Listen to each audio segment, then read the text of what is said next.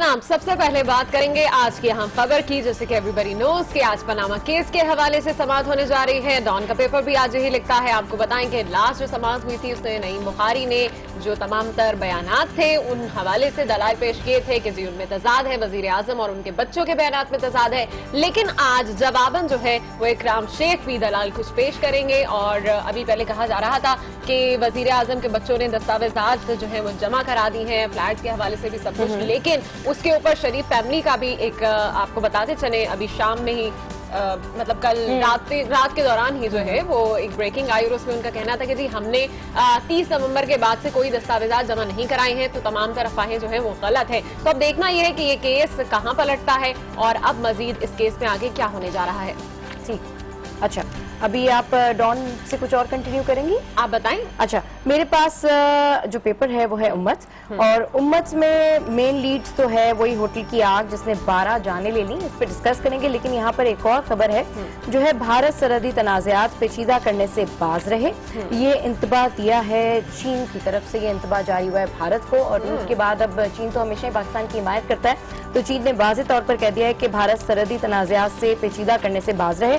और दूसरी यहाँ पर जो एक खबर है वो खबर ये है कि आर्मी चीफ की सदर और वजीर आजम से पहली बाज़ाब्ता मुलाकातें, एलओसी की सूरत हाल से आगाह किया, जबकि जनरल बाजवा से चीनी फौजी कमांडर भी मिले। बिल्कुल ये एक अहम मुलाकात हुई है और यहाँ पर बताना चाहेंगे कि आर्मी चीफ की सदर और वजीर आजम से पहली बाज़ाब्ता मुलाकातें हुई हैं और एलओसी की जो सूरत हाल है उसके ऊपर चीनी फौजी कमांडर से भी मुलाकात हुई है और तमाम तर बातों का तबादला ख्याल हुआ है। ठीक, अच्छा डॉन में जैसे कि आप बता रही थी, कल कराची में एक अफसोसनाक वाकया पेश आया है और इस केस में हम देखते हैं कि अब तक 12 अफराद जो हैं वो अपनी जान से हाथ धो बैठे हैं, जिसमें से 5 डॉक्टर्स भी हैं, खवातीन भी हैं।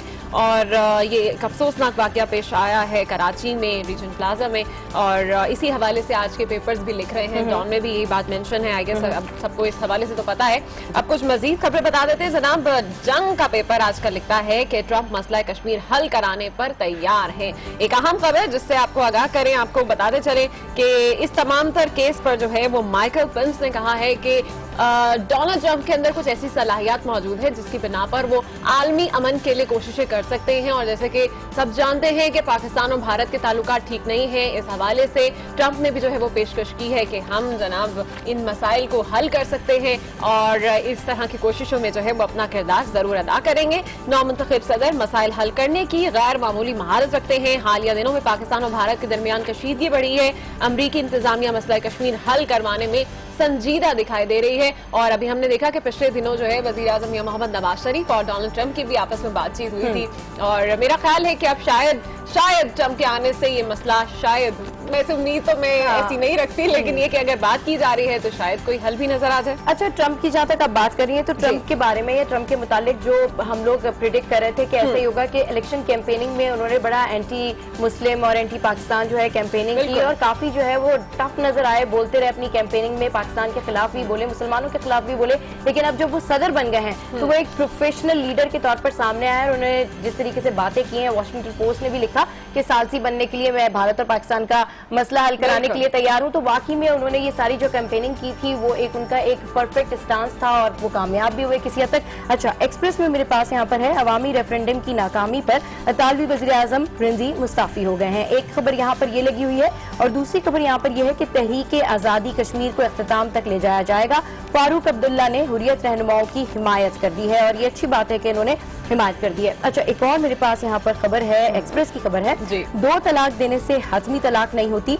सुप्रीम कोर्ट ने ऐसा कहा है, अगर 2 तलाक के बाद भी बीवी और शौहर सुलह करके बस जाते हैं तो 2 तलाकें खत्म हो जाती हैं। ये भी एक नई न्यूज है जो कि सुप्रीम कोर्ट की तरफ से ये जारी किया गया है। और अब फिर से बात कर लेते हैं यहाँ पर जो मेन लीड है, कराची होटल में खौफनाक आतिशबाजी, 12 अफराद जाँ भाग और 117 जख्मी हुए हैं। एक बड़ा इंसिडेंट हुआ कल कराची में शारा फैसल पर, ये रीजन प्लाजा है, जिसमें आपने कहा कि डॉक्टर्स भी जो है इससे मुतासिर हुए हैं। और डॉक्टर्स क्यों मुतासिर हुए हैं? क्योंकि इसकी बड़ी वजह यह है कि वहाँ पर NICBT है, कार्डियो हॉस्पिटल है, जिना हॉस्पिटल है, और वहाँ पर ये तमाम लोग जब अनम वहाँ पर होते हैं तो कुछ लोग वहाँ पर रेस्ट के लिए चले जाते हैं, जिनकी 48 घंटे के लिए हाउस जॉब होती है वो भी चले जाते हैं, और कुछ डॉक्टर्स ऐसे भी होते हैं कि जो नाश्ते के लिए जाते हैं या दीगर चीजों के लिए जाते हैं। तो रीजन प्लाजा में जो है डॉक्टर्स की भी एक बड़ी तादाद मौजूद होती है और इस मसले के ऊपर काफी ज्यादा अफसोस का इजहार करेंगे। और कल हमारी थीम भी इसी मुतालिक थी कि हमने आपको बताया कि जब भी ऐसी कोई सूरत हाल होती है तो ये डॉक्टर्स, ये नर्सेज और ये तमाम पैरामेडिकल स्टाफ जो है वो किस तरीके से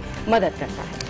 तो ये सब था जनाब आज के अखबारों से। हमने जाना कि कराची में भी एक बड़ा वाकया जो पेश आया है गुज़िश्ता रात, और उसके साथ साथ ट्रंप जो कि मसला कश्मीर के हल के लिए भी सामने आ चुके हैं। और तीसरी अहम खबर जो थी वो आज पनामा केस के हवाले से है। तो हम रुक कर लेते हैं मुख्तलिफ शहरों का। सबसे पहले रुक करेंगे शहर इक़्तिदार का, जहां पर हमारे नुमाइंदे यासिर नजर मौजूद हैं।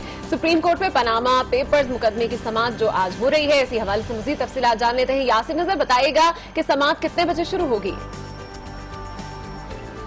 जी बिल्कुल, सुप्रीम कोर्ट में आपसे कुछ देर बाद जो पनामा केस की बाकायदा तौर पे समाअत शुरू होगी, जिसमें जो नईम बुखारी हैं, पाकिस्तान तहरीक इंसाफ के वकील हैं, उनकी तरफ से 35 मिनट मांगे गए हैं कि आज सिर्फ वो 35 मिनट दलाइल देंगे। जबकि दूसरी तरफ जो हुकूमती वकील हैं, जो हुकूमती पार्टी के वकील हैं अकरम शेख, उनकी तरफ से आज दलाइल दिए जाएंगे। पहले जो नईम बुखारी की तरफ से तकरीबन दलाइल मुकम्मल ही कर दिए गए थे, लेकिन अब उनकी तरफ से 35 मिनट मांगे गए हैं। उसके बाद अब दोबारा जो दलाइल हैं वो शुरू होंगे और आज हुकूमती तरफ से भी दलाइल आने हैं, जिसके बाद अब पनामा केस की जो समाअत है 10 बजे बाकायदा तौर पे यहाँ शुरू होगी। जिसके बाद जो दस्तावेजात हैं कतरी शहजादे और जो दीगर अहम दस्तावेजात हैं वो भी आज सबूत के तौर पे और दलाइल में उनको बताया जाना है। लेकिन मुझे तौर पे आज सबसे बड़ा सुप्रीम कोर्ट में तो यही केस है और इसी पर सबकी नज़रें लगी हुई हैं और तमाम मीडिया भी यहीं हम सुप्रीम कोर्ट के बाहर मौजूद है, यहाँ पहुँचा हुआ है। दूसरी तरफ आपको बताएं इलेक्शन कमीशन में भी आज वोटर्स डे क्योंकि कल मनाया जा रहा है, उस हवाले से ब्रीफिंग 1 बजे शेड्यूल्ड है। इसके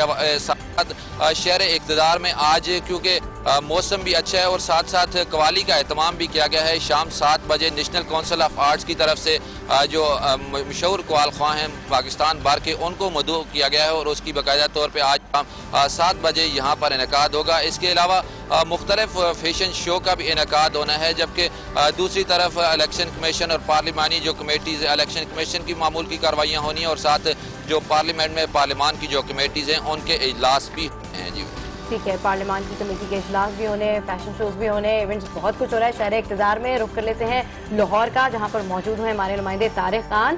पंजाब भर में मेयर्स और डिप्टी मेयर्स के इंतखाबात के लिए कागजात नामजदगी आज जमा किए जाएंगे। इस हवाले से मजीद जानते हैं तारिक खान से। तारिक खान, बताइए कितने दिन तक मेयर्स के लिए कागजात नामजदगी जमा कराए जा सकेंगे? जी, पंजाब भर में बल्दियाती इंतखाबात का अहम मरला जो है वो आज शुरू हो जाएगा और ये आखिरी मरला है जब ज़िला हुकूमतें इसके बाद मुकम्मल हो जाएंगी। आज जो मेयर, डिप्टी मेयर और चेयरमैन, वाइस चेयरमैन के लिए कागजात नामजदगी वसूल करने का दिन है, जबकि 9 और 10 को जो है कागजात नामजदगी जमा करवाए जाएंगे। जबकि 14 तारीख को इस हवाले से एतराज़ात जो हैं वो दाखिल करवाए जा सकते हैं। 15 दिसंबर को इस हवाले से अपीलें जो हैं उन पर फैसला किया जाएगा। 16 तारीख को अगर किसी ने कागजात नामजदगी वापस लेने तो वो ले सकेंगे और जो कैंडिडेट्स हैं उनको इस हवाले से जो है वो सिंबल जारी किए जाएंगे, जो निशानात हैं वो अलॉट किए जाएंगे। 22 तारीख जो है वो इंतखाबात जो होंगे और लोगों जो उम्मीदवारान को वोट डाले जाएंगे, जिसके बाद आज ये मरहला मुकम्मल हो जाएगा। और 28 तारीख को इलेक्शन कमीशन ऑफ पाकिस्तान जो कामयाब उम्मीदवारान हैं उनकी फहरिस्त जारी करेंगे। जबकि 31 दिसंबर को जो जीतने वाले हैं वो अपने ओहदों का हलफ उठाएंगे और इसके बाद आज ये मरला जो है मुकम्मल हो जाएगा और ज़िले हुकूमतें जो हैं मुकम्मल हो जाएंगी। लाहौर में 1 मेयर और 13 जो हैं वो डिप्टी मेयर्स के लिए इंतखाब होगा। 25 खवातीन जो हैं वो अपना वक्त रायदही इस्तेमाल करेंगी। 274 चेयरमैन हैं जो यूनियन काउंसिल के हैं। बहुत शुक्रिया तारिक खान, लाहौर से आप हमें अपडेट कर रहे थे। और अब रुक कर लेते हैं, यहाँ पर मौसम जो है वो खुशगवार होना शुरू हो गया है। हल्की हल्की ठंड जो है वो यहाँ पर भी शुरू हो चुकी है। मौसम का हाल जानते हैं शहरयार साजिद से। शहरयार, आप कितने बजे से उठे हुए हैं और सुबह ठंड कितनी थी? अनम सुबह मैं तो 5 बजे से जाग रहा हूँ, लेकिन कुछ खास सर्दियों वाली फीलिंग्स मुझे महसूस नहीं हुई। हाँ, ये ज़रूर कह सकते हैं कि मामूली ठंड ज़रूर है, लेकिन इस वक्त कराची में धुंध छाई हुई है। हवा में नमी का तनासुब तकरीबन 88% है और हद निगाह जो है वो 2 किलोमीटर है। जैसे जैसे धूप की तपिश बढ़ेगी, धुंध खत्म होना शुरू हो जाएगी। कराची का दर्जा हरारत इस वक्त तकरीबन 18 डिग्री सेंटीग्रेड है और कुछ दिनों तक यही टेम्परेचर रहने का इम्कान भी है। लेकिन अनम देखा जाए तो कराची के ज़्यादातर इलाकों में डस्टी वेदर है, हर तरफ मट्टी धूल नजर आ रही है, जिसके बायस लोगों में नज़ला जुकाम खांसी का वायरल भी फैल रहा है। महकमे मौसमियात कराची के डायरेक्टर से हमारी जब बात हुई तो उनका कहना था कि दिसंबर के मिड से मौसम तब्दील होना शुरू हो जाएगा और सर्दी की लहर में इजाफा होगा। बस कराची वालों को अब इसी सर्दी का इंतजार है। ठीक है शरियार, वो तो हम देख ही रहे हैं कि नज़ला जुकाम खांसी फैल रहा है, क्योंकि आपका अपना गला भी, मेरा गला तो ठीक हो गया है। बहुत शुक्रिया शरियार, साजिद अपडेट कर रहे थे। और अब नजर डालेंगे मजीद न्यूज स्टोरीज पर। सबसे पहले आपको बताएं कि वजीर आजम मोहम्मद नवाज शरीफ ने नोबल इनाम याफ्ता डॉक्टर अब्दुल सलाम की खिदमात के एतराफ में 2 कौमी मंसूबों की मंजूरी दी है। तर्जुमान वजीर आजम हाउस के मुताबिक इस्लामाबाद की कायद आजम यूनिवर्सिटी के नेशनल सेंटर ऑफ फिजिक्स का नाम डॉक्टर अब्दुल सलाम से मंसूब करने की असूली मंजूरी दे दी है और हर साल 5 पाकिस्तानी तलबा को फिजिक्स में बैरून मुल्क PhD वज़ाइफ देने की भी मंजूरी दी है। स्कॉलरशिप के इस प्रोग्राम को भी डॉक्टर अब्दुल सलाम से मौसूल किया गया है। जबरदस्त।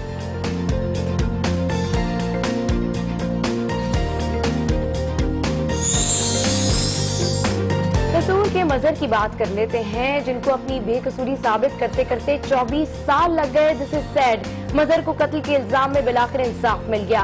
सुप्रीम कोर्ट ने इल्जाम साबित न होने पर रिहाई का हुक्म दे दिया। मजहर फारूक पर 1992 में कत्ल का इल्जाम लगा था, जिस पर सेशन कोर्ट ने इसे सजाए मौत सुनाई थी और हाई कोर्ट ने भी फैसला बरकरार रखा था।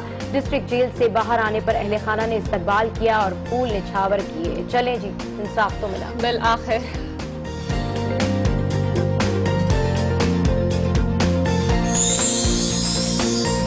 बात कर लेते हैं लाहौर की, जहां पर मीनार पाकिस्तान की तज़ीन और आराइश के बाद ग्रेटर इकबाल पार्क अवाम के लिए खोल दिया गया। तज़ीन और आराइश में डिजिटल फवारे भी नस्ब किए गए। ग्रेटर इकबाल पार्क 127 एकड़ रकबे पर मुहित है। पार्क को खूबसूरत और दिलकश रंग बिरंगी रोशनियों से भी सजा दिया गया। पार्क में मुगलिया दौर की तामीरात और सकाफती रवायात को भी उजागर किया गया है।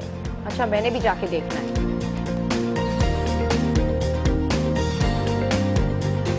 यहाँ पर वक्त हुआ एक ब्रेक का, जिसके बाद शामिल करेंगे खाना बनाने का झटपट तरीका रैपिड रेसिपी में।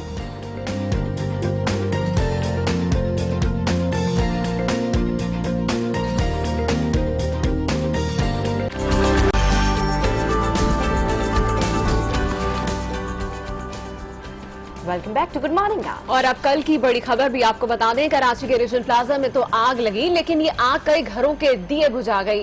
होटल के front office manager Ilyas Babar ने लोगों की जान बचाते हुए अपनी जान दे दी। Heads of.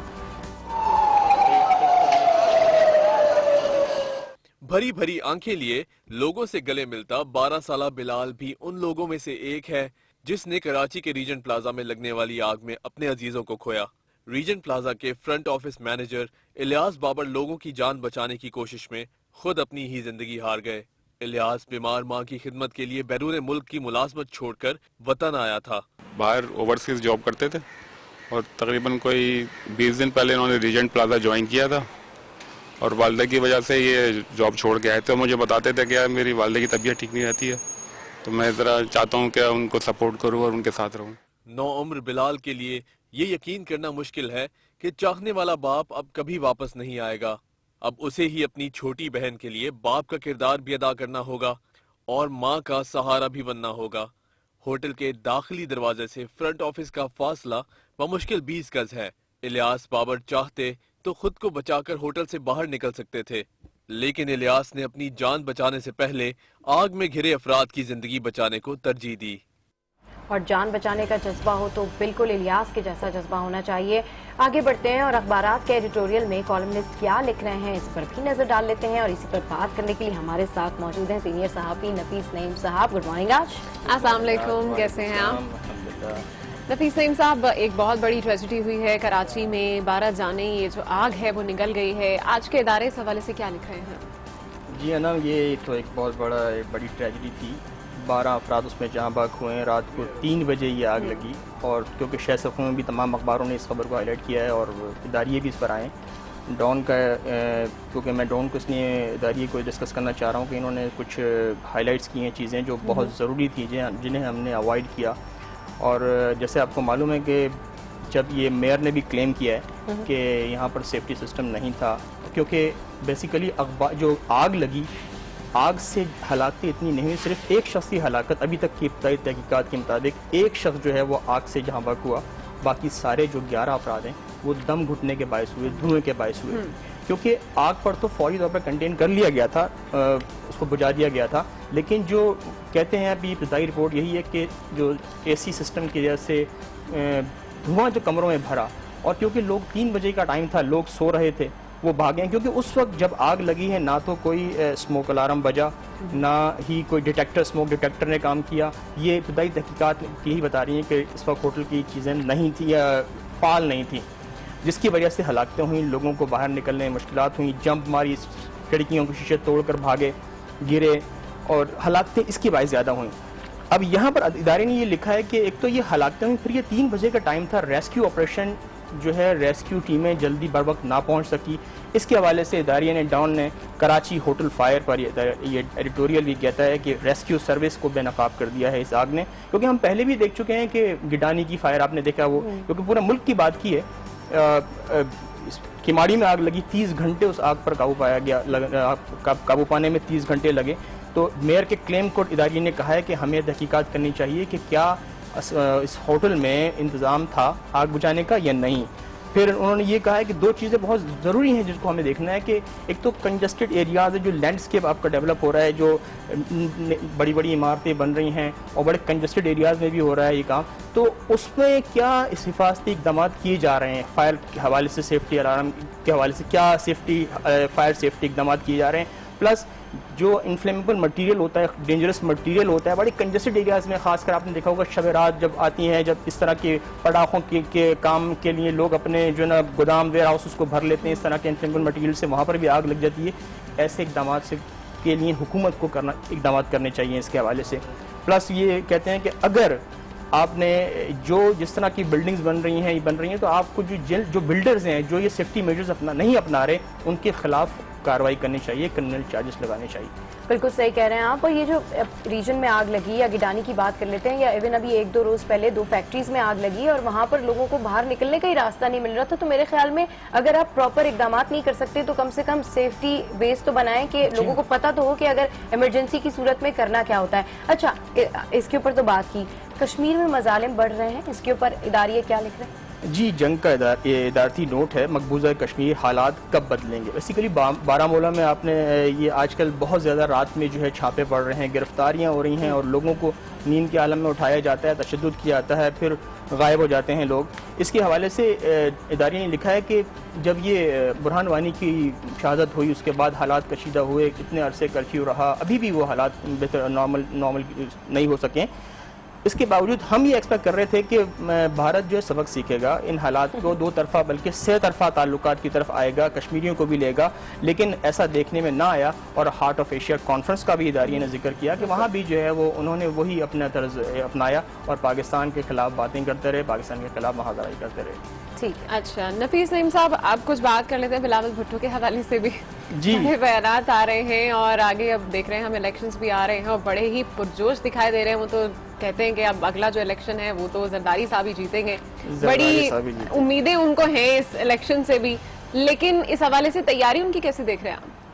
देखिए, बिलावल भुट्टो तो लगता है कि एक मिशन पे हैं रिवाइवल के लिए पीपल्स पार्टी, क्योंकि पीपल्स पार्टी को जिस वक्त सबसे बड़ा चैलेंज है वो उनको जो वो अपनी मकबूलियत खो रही थी, ये है कि उनकी मकबूलियत पर सवाल उठ रहे थे कि बात तो ये कह रहे थे कि वो सिर्फ सिंध तक महदूद हो गई हैं। तो बिलावल भुट्टो को टास्क मिला है और उन्हें इसके लिए नया जुल्फ़िकार अली भुट्टो बनना पड़ेगा।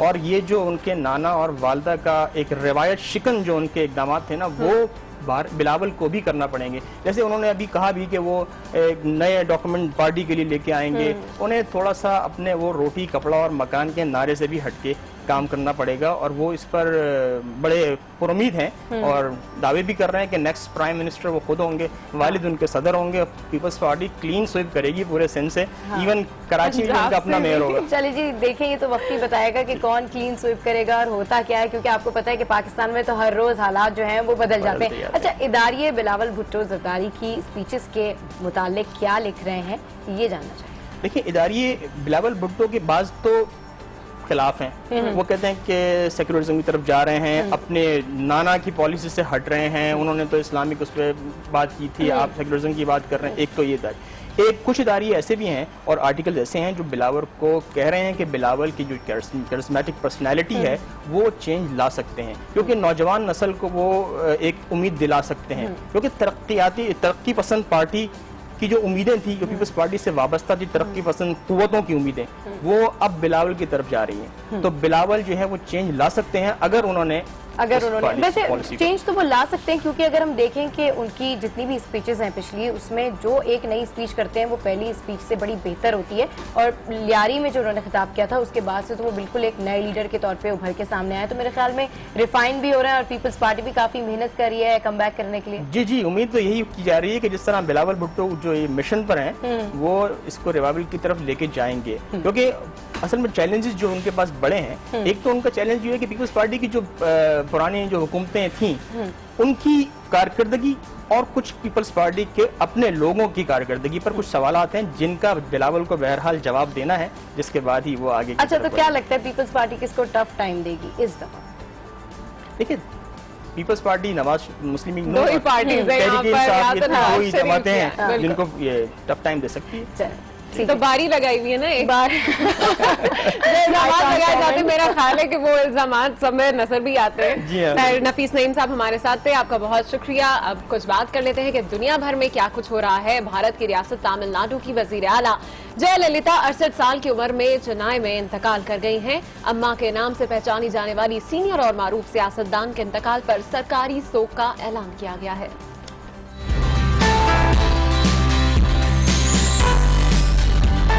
वज़ीर आला के सुपुर्द की थी। और नजर डालेंगे मजीद कुछ आलमी खबरों पर। ओबामा इंतजामिया जाते जाते भारत के साथ मंसूबे को हतमी शक्ल दे रही है, जिसके तहत अब F-16 तैयारे तैयार करने का प्लान टेक्सास से भारत मुंतकिल किया जाएगा। यही नहीं बल्कि वॉशिंगटन पोस्ट के मुताबिक ओबामा इंतजामिया मंसूबे के तहत अमरीका जदीद लड़ाका तैयारे F-16 और F-18 भारत में तैयार करेगा। मुआहदे के सिलसिले में वजीर दिफा एश्टन कार्टर रवां हफ्ते नई दिल्ली का दौरा करेंगे। ओहो,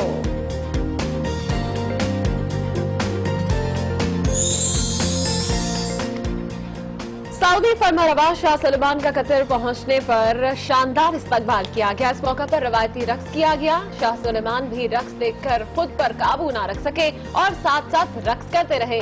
सऊदी शाह सलमान कतर के 2 रोजा दौरे पर दोहा में मौजूद हैं। कतर के अमीर से मुलाकात में सऊदी फरमारवाओं ने खित्ते की सियासी सूरत हाल पर। शो में यहाँ पर वक्त हुआ एक ब्रेक का, जिसके बाद मिलेंगे। नन्ही अरीना के हेयर टेक्सचर से परेशान इनकी मां से।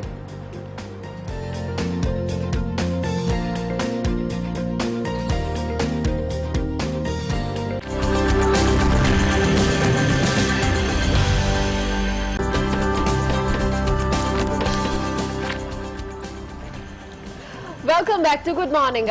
और बातें तो बहुत सारी हो गई, अब कुछ बात कर लेते हैं आज की तारीख की जो इंतहाई अहम है। आपको बताएंगे कि आज के दिन यानी 6 दिसंबर को 1992 में भारत के शहर अयोध्या में तारीखी बाबरी मस्जिद को शहीद कर दिया गया था।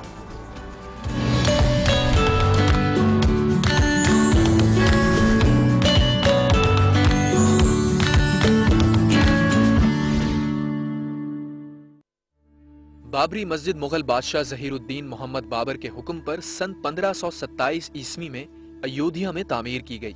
पत्थरों से तामीर की गई ये मस्जिद मुगलिया फन तामीर का शाहकार थी। तामीर में एक खास बात यह थी कि मेहराब में खड़े शख्स की सरगोशी मस्जिद के किसी भी हिस्से में सुनी जा सकती थी। बाबरी मस्जिद को 1992 में इंतहा पसंद हिंदुओं ने शहीद कर दिया। हिंदुओं के मुताबिक ये मस्जिद राम की जन्मभूमि यानी जाए पैदाइश है, जबकि मुसलमान इस नजरिए को मुस्तरद करते हैं। बरे सगीर की तकसीम के 2 साल बाद मस्जिद को बंद कर दिया गया। इस तरह 40 साल से ज्यादा अरसे तक मस्जिद बंद रही। 1992 को मस्जिद शहीद करने के बाद भारत में बदतरीन मुस्लिम कुश फसाद हुए, जिसमें 3000 अफराद हलाक हुए। आज की तारीख क्या थी ये तो हमने जाना, कुछ जान लेते हैं कि आज खाने में क्या पका है। बिल्कुल, और इसके लिए चलेंगे हम हमारी रैपिड रेसिपी की जाने।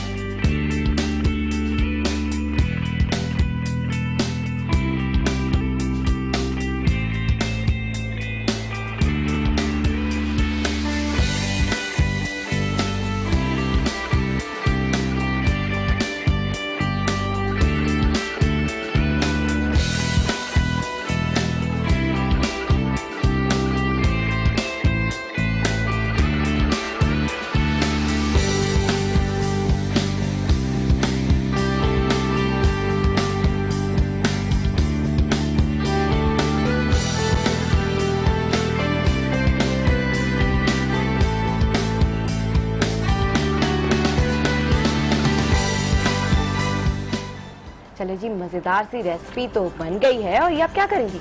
मैं बाल अपने चेक कर रही थी, कॉज आज मुझे लग रहा है कि मेरा पफ जो है वो बहुत ज्यादा फेस पर आ रहा है। वैसे आपको और मुझे तो रोज ही ऐसे लगता है, और क्या करें, इसका कोई हल नहीं है। आपके बाल आपकी शख्सियत को उजागर करते हैं और खुद एतमादी भी पैदा करते हैं, और खास तौर पर लड़कियों के बाल अगर घने ना हो या इनका टेक्सचर ठीक ना हो तो इनके लिए बहुत परेशानी हो जाती है। बिल्कुल, हमारे पास भी एक ऐसी स्टोरी है नन्ही अरीना की, जिसके बाल छोटी सी उम्र में इतने करली हैं जिससे उनकी वालिदा भी बहुत परेशान रहती। मेरे भी बहुत करली थे।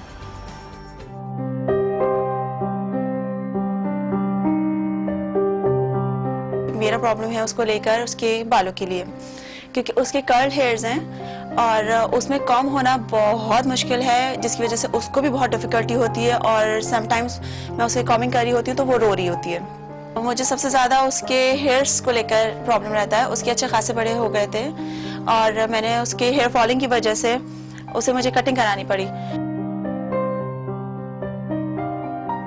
खास करके छोटे बच्चे हैं तो वो स्कूल जाने वाले बच्चे होते हैं, उनके लाइस हो जाती हैं, जुएँ हो जाती हैं, तो उसकी कंघी भी नहीं हो पाती है। तो जब तक मैं कंडीशनर ना यूज़ करूं उसके मैं कंघी नहीं कर सकती। हर पेरेंट्स की तरह मैं भी चाहती हूँ कि मेरे बच्चे के हेयर्स में मैं बीट्स यूज़ करूँ, स्टाइलिंग करूँ और क्लिपिंग यूज़ करूँ, बट मैं नहीं कर पाती हूँ। अभी तक मैंने ट्रीटमेंट के लिए कुछ भी नहीं किया है, इसलिए क्योंकि उसके बहुत ज़्यादा हेयर फॉल हो रहा था और वो सिर्फ 4 साल की है, तो इस वजह से मैं उसको शैम्पू भी बेबी शैम्पू यूज़ करती हूँ। उसके इतना हेयर फॉल हो रहा था कि मुझे उसकी कटिंग करानी पड़ी। मैं चाहती हूँ कि उसकी स्ट्रेट हो जाए और शाइनी हेयर्स हों, बट मेरे हस्बैंड नहीं चाहते क्योंकि उनको बहुत पसंद है कर्ल हेयर्स और वो बहुत डिफरेंट लगते हैं उसके ऊपर। हर कोई उसको देखता है, इवन मैं कहीं भी मार्केट में जाऊँ तो ज़रूर सब देख रहे होते हैं और सब देखकर मुझे बोल भी रहे होते हैं, इनफैक्ट दिखा रहे होते हैं एक दूसरे को कि देखो उसके हेयर्स। मैं चाहती हूँ कि उसके हल्का सा शाइन और हल्का सा सॉफ्टनेस आ जाए उसके बालों में। मेरे बाल पहले बहुत अच्छे, बहुत घने थे, बहुत लंबे थे, मगर मेरे बालों में भी यही प्रॉब्लम हो गया है कि बहुत ज़्यादा हेयर फॉल हो रहा है, बहुत ज़्यादा। और बिल्कुल घनापन इसमें से ख़त्म हो गया है क्योंकि मेरे लंबे हेयर हैं और मुझे इसकी स्टाइलिंग में बहुत प्रॉब्लम रहता है और शादी वगैरह भी होती रहती, तो हम चाहते हैं कि हमें अलग अलग स्टाइल हमें पता चले। तो इस चीज़ के लिए थोड़ी सी टिप्स हमें चाहिए कि जैसे हम अपने लॉन्ग हेयर्स को कैसे मैनेज कर सकें, क्योंकि उनको मैनेज करना, उनको संभालना थोड़ा डिफ़िकल्ट हो जाता है इसलिए। और देखिए इनकी जो मदर है कितनी ज़्यादा परेशान लग रही हैं और वो कह रही है कि उनके बेबी के जो बाल हैं वो काफ़ी कर्ली हैं। अच्छा, आपके बाल बचपन में कैसे? बचपन में मेरे बाल बहुत अच्छे थे, पर मेरा ख्याल है कि जो जो इस फील्ड में आया है उसके बाल तबाह हो गए हैं। बिकॉज आपकी डेली बेसिस पर जो बैककमिंग होती है, स्ट्रेटनिंग होती है, कर्ल्स होते हैं, बैककमिंग होती है, तो ये सब चीजें ऐसी हैं जिससे आपके बाल काफी हद तक और फिर डैमेज उस होते पे हैं। ये होता है कि हम ऑयलिंग भी नहीं करते हैं और बालों की केयर भी नहीं करते हैं और रोज सुबह आके कहते हैं कि हमें हमारे बाल परफेक्ट चाहिए, प्रॉपर बेकॉमिंग चाहिए। और ये मैं नहीं कहती, ये अनम कहती हैं। नहीं ठीक है ना। अच्छा जी, मैं अपने सर ले लेती हूँ ये सहरा, लेकिन ये कि ये मसला जो है वो मेरा ख्याल है कि सिर्फ हमारा ही नहीं बल्कि उन तमाम लोगों का है जिनको हेयर फॉल का मसला होता है। बल्कि ये मसला हमारे उन नाज़रीन का भी है, कॉलेज स्कूल जाने वाले उन तमाम लड़कियों का भी है जिनके बाल लंबे हैं और उनको समझ में नहीं आता कि हेयर डू कैसा किया जाए। तो गुड मॉर्निंग, आज में यहाँ हुआ है वक्त एक ब्रेक का, जिसके बाद मिलेंगे मॉडल और makeup expert Nadia Hussain.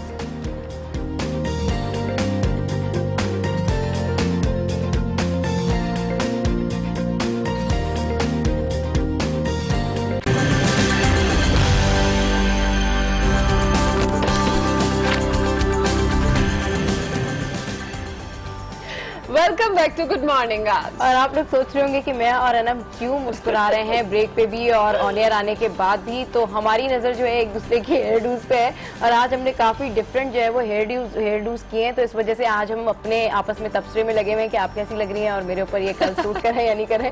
Anyways, अभी जाएंगे हम एक्सरसाइज की जानिब, जहाँ पर शहरियार हमें बता रहे हैं कि किस तरीके से रोजाना 5 मिनट वर्जिश करके आप फिट रह सकते हैं। So here we go for fit in 5।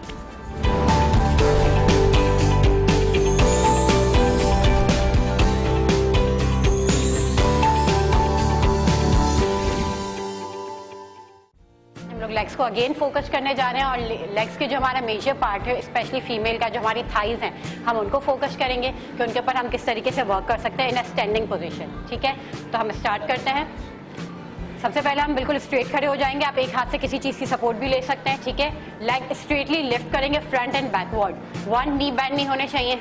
2 3 10 and stop. इसके बाद हम साइड रेस करने जाएंगे। ये आपकी इनर थाई और आपके एब्डक्टर एडक्टर दोनों के लिए बहुत अच्छी है, लाइक की साइड पॉकेट्स। ठीक है, 1 2 3 10। थर्ड नंबर पे हम जो एक्सरसाइज करने जा रहे हैं वो है लेग सर्कल। ठीक है, स्टार्ट करेंगे 1 2 3 4 5 10। ये हमारी एक साइड कंप्लीट हुई है। अब मैं आपको ये साथ साथ बताती चलूँ कि इसको मैंने बीच में स्टॉप करके आपको इसलिए नहीं बताया कि इसका टेम्पो आपका नहीं टूटना चाहिए। इसको आपने एक फ्लो में करते जाना है। जब हम ब्लैक रेजेस कर रहे थे फ्रंट एंड बैक, ठीक है, एक तो नंबर 1 जब हम इसको लिफ्ट करते हैं हमारी हैमस्ट्रिंग और क्वाड्रिसेप्स के ऊपर वर्क करता है। जब हम इसको बैकवर्ड करते हैं आपके हिप को अपलिफ्ट करेगा, ये आपके हैमस्ट्रिंग के ऊपर वर्क करेगा ये। सेकेंडली, इस एरिया में हम लोगों के फैट होता है जो कि हम किसी भी मशीन के जरिए इसको हिट नहीं करते हैं। जितना हम बैकवर्ड से लिफ्ट करेंगे ये आपके इस पार्ट पर भी आपके हिट करेगा ये। ठीक है, नेक्स्ट हमने की थी साइड रेजेस लाइक दिस। ये हमारे इनर थाई को जितना हम लिफ्ट करेंगे इनर थाई को स्ट्रेच करेगा, प्लस आपकी साइड्स के मसल्स को भी स्ट्रेच करेगा और साइड के मसल्स का भी फैट आपका इस एक्सरसाइज के थ्रू जाएगा। इसके बाद जो लास्ट में हमने किए थे सर्कल्स, जितना आपकी फ्लेक्सिबिलिटी है, जितना बड़ा सर्कल कर सकते हैं हम सर्कल करेंगे। ये आपके टोटल एब्डक्टर के ऊपर इफेक्ट करता है, यानी कि साइड, ये हमारी जो साइड पॉकेट्स कहलाती हैं जो कि फीमेल की बहुत ज़्यादा आउट होती है, इसके ऊपर इफेक्ट करेगा और बहुत अच्छी बर्निंग होगी जितना आप ज़्यादा बड़ा सर्कल करेंगे। बट आपके ये नी बैंड नहीं होना चाहिए करते हुए। अक्सर लोग करते हैं सर्कल, नी बैंड कर देते हैं। नी स्ट्रेट रहना चाहिए। आपका पूरा प्रेशर इस लेग ने होल्ड किया हुआ है और आपने इस तरीके से लेग मूव करना है। हम यूँ साइड भी चेंज कर सकते हैं और हम अपने आप को टर्न भी कर सकते हैं। ठीक है, स्टार्ट करेंगे अगेन 1। अब दूसरी लेग जब हम स्टार्ट करेंगे अब आप फोकस करते हुए कीजिएगा। 10, स्टॉप नहीं करना है, फौरन से साइड रेस।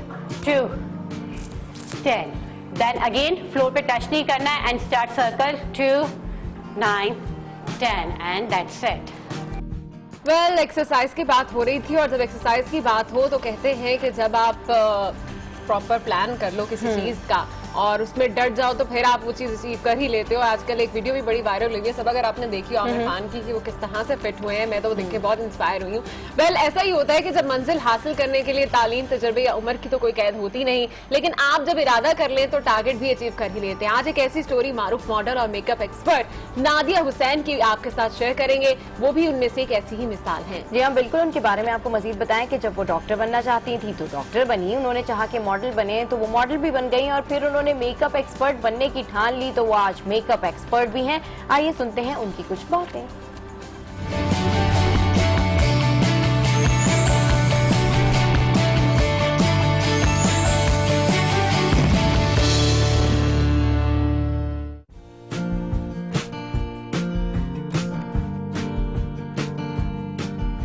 डेंटिस्ट्री और मॉडलिंग मेरी दोनों इकट्ठी ही चल रही थी, क्योंकि जब मैंने अपना डेंटल BDS का शुरू किया था तो उससे थोड़े ही महीने पहले जो था मैंने अपनी मॉडलिंग का आगाज़ शुरू किया था। And it was not really, it was just a project जो मुझे मिला था जस्ट बाय चांस, एंड मैंने वो कर लिया, लेकिन कि उसमें फिर कोई ऐसी चीज़ नहीं थी। My focus was not modelling, my focus was the BDS, क्योंकि ज़ाहिर एक मेडिकल फील्ड है, उसमें काम मुझे आई न्यू कि इसमें पढ़ाइयाँ कितनी मुश्किल हैं।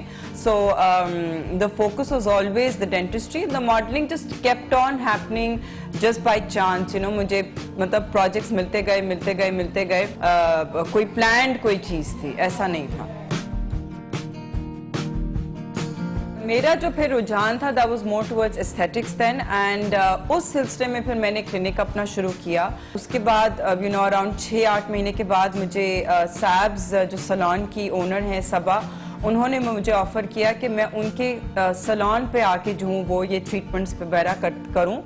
The location is so big कि उसमें मुझे इतना मुझे अंदाज़ा था कि मैं जो हूँ वो एक सिर्फ क्लिनिक के साथ जो हूँ मैं इस पूरी जगह का रेंट और बिजली का बिल और इसके सारे जो ओवरहेड्स हैं वो मैं नहीं पे कर पाऊँगी। So that is when the decision was made कि फिर मैं सैलून क्यों ना खोल लूँ। एंड उसके बाद फिर मैंने सारे अपने हेयर कटिंग के कोर्सेज और हेयर कलर के कोर्सेज और फिर मेकअप के कोर्स तो खैर नहीं लिया, लेकिन मेकअप की जो प्रैक्टिस थी फिर वो मैंने शुरू की।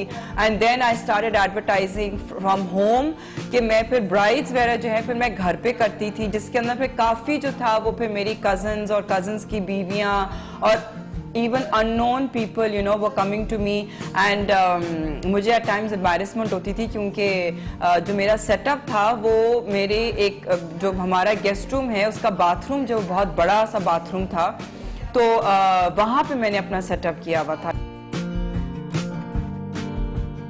हेयर कटिंग जो था वो बड़ा ही शुरू में मुझे बहुत मुश्किलात होती थी, क्योंकि उसमें जो डिफरेंट टेक्निक्स होती हैं और उस टेक्निक को जो है वो फॉलो करना।